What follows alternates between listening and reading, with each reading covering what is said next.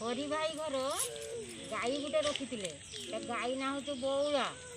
हाँ ये बौला ताकू ना देते बहुत खुशी करके हेफाजत करके रखी ये गोटे पिला जन्म कला से चोरते जाए ताकू हरि भाई घर खाइते दियंती ये चोरीते दिने जाइला ताकू बाटर चोरिकी घर को फेरुला बाटर बाघ देखला बाघ मामू सी हूँ हाँ करके गर्जन छाड़ी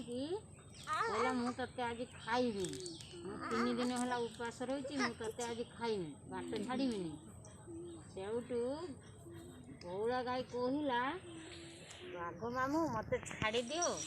जाऊँ मोर गोटे छुटिया पिला अच्छी घर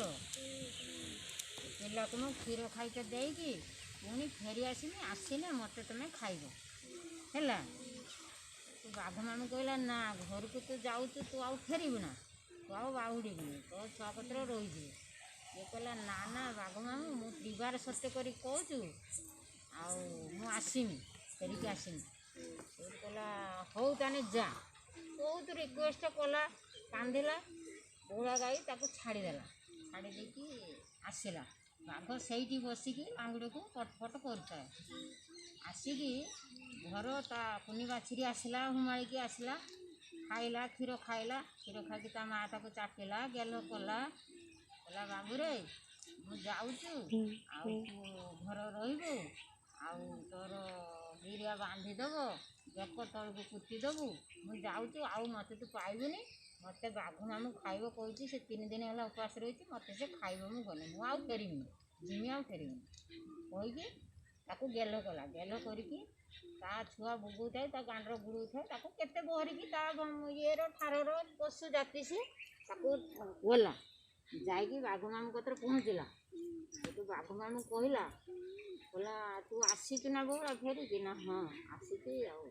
तो खाइनी सब दया देखिकी